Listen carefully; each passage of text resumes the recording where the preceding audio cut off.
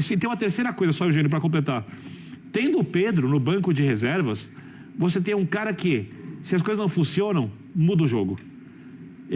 Eu acho importante você ter um trunfo, um jogador, quando você tem um elenco tão bom, capaz de mudar completamente a partida, a cara da partida, de repente ele colocando um outro volante, um Gerson de construção pelo lado, né? Trazendo de repente o Bruno pro lado, jogando com o centroavante, ou seja, ele passa a ter mais possibilidade de mudança de jogo do que ele teria se ele começasse com o Pedro. Então eu acho que ele pensou no jogo não todo. Vamos ver a entrevista, obviamente, do Felipe para saber o que ele fez, mas eu acho que o plano de jogo funcionou e funcionou bem. Funcionou, porque o time entregou o que se necessitava. Era vencer o jogo por 2 gols de diferença. Esse é um ponto. Indiscutivelmente deu certo o plano dele. E até porque o Luiz Araújo acabou sendo, para mim, o melhor em campo, não exatamente pela função tática que ele exerceu, porque ele bateu muito bem o escanteio, fundamental, uma boa cobrança de bola parada para o jogo aéreo funcionar, ele bateu muito bem, e aí possibilitou a boa cabeçada do Ortiz, e estava na área, fora da posição original dele, para finalizar a jogada do segundo gol. Então ele foi decisivo, funcionou muito. O Luiz Araújo é um jogador que sempre entrega muito fisicamente, que vai para o jogo, que não tem medo, que se joga. Tinha tempo que ele não estava balançando as redes, hoje balançou as redes. Mas eram questões que foram colocadas, de repente, dentro de uma situação que se esperava que o Flamengo pudesse fazer mais gols diante do adversário, que a gente sabia viria fechado. Ele alternou, né? A LDU começou com o Minda jogando na linha de zagueiros, então era uma linha de 5, depois que leva o gol com 10 minutos, 9 para 10 minutos, o Minda passa a jogar como volante ao lado do Grueso. Então ele faz uma linha de 4, com 2 volantes, os homens de lado e 2 mais à frente. Mas nunca muito à frente, porque a LDU raras vezes passou do meio de campo com bola dominada. Poucas vezes ao longo do jogo. Foram 3 finalizações só, ou seja, o Flamengo conseguiu impedir a LDU de progredir no jogo. Acho que tem a ver também com o que falou o Eugênio no início. Assim, quando você tem De La Cruz e Gerson, os teus volantes, se perde a bola lá na frente, você está frito. É legal, é bonito e tal, mas assim, eles não têm o posicionamento do Pulgar, o entendimento espacial da função que o Pulgar tem.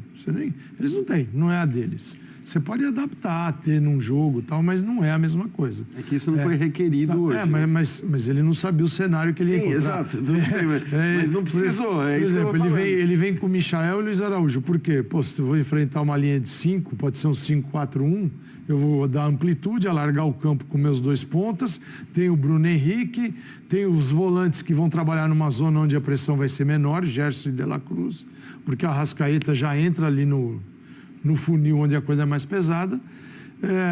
Só que se eu tiver uma pressão falha, aí a bola... Porque teve alguns momentos a bola passou, simplesmente passava pelo Gerson e pelo De La Cruz. Então, dependendo da característica do jogo, que o jogo assumisse, ele ia sofrer com esses 2 volantes. Mas você concorda que a chance do jogo ter essa característica da LDU de imposição com bola, saindo jogando, era bem pequena, né? Mas não foi um jogo que todos eles sentiram, inclusive o treinador. Porque ele teve que tomar uma atitude corajosa para fazer o que ele escalou. Era um jogo que ele tinha que ganhar de qualquer jeito, não tinha alternativa. Porque senão, imagina este Flamengo, o Felipe Luiz, o cara que é talentoso, é o Flamengo que vem com tudo, que orçamento e tal, e a Libertadores da América, tchau para ele. Ele não tinha o Eric Alan, que ele faria, colocaria o Leo Ortiz para jogar ali. Aí hoje era um dia perigoso.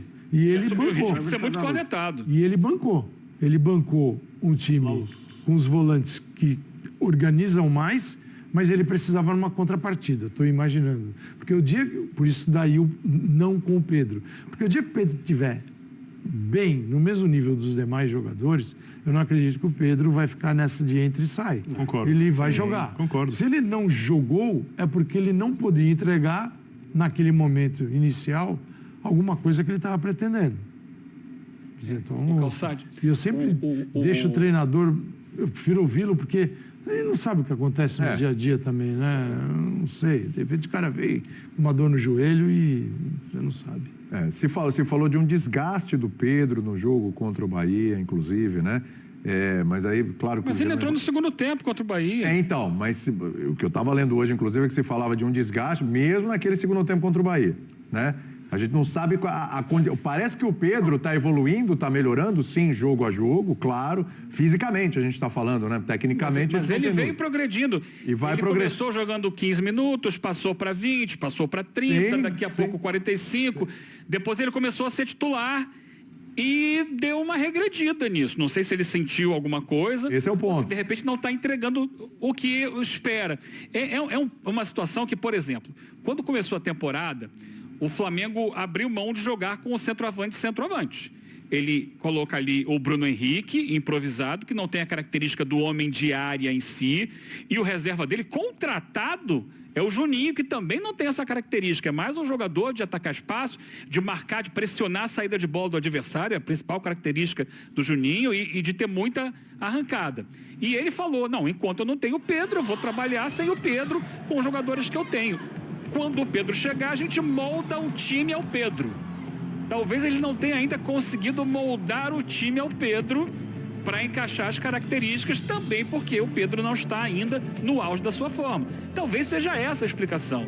Mas é muito difícil você entender um time num jogo decisivo que precisa fazer gol sem o seu principal centroavante. É por isso que a gente imagina que pelo menos parte da justificativa vai ser física.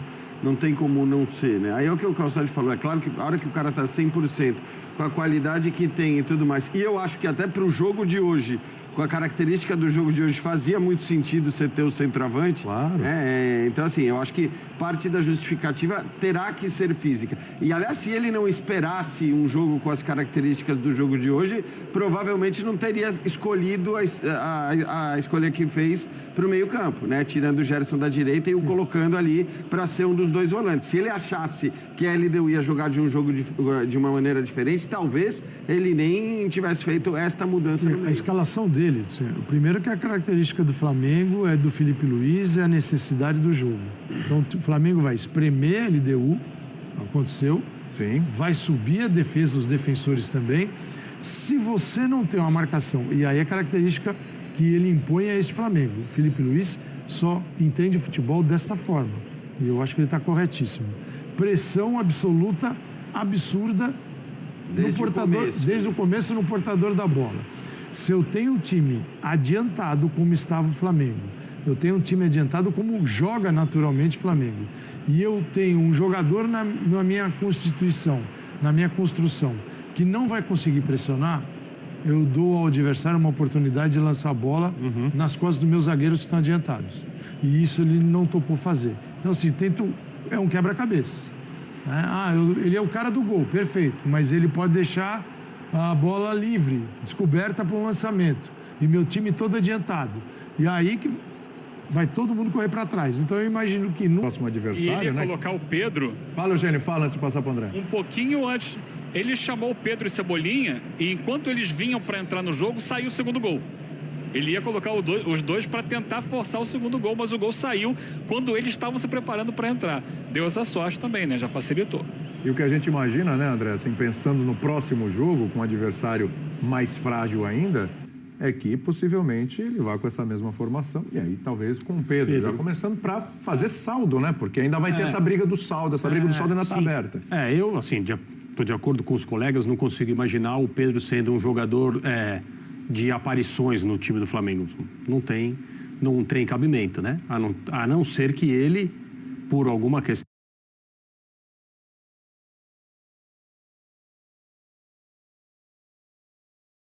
tenha dificuldade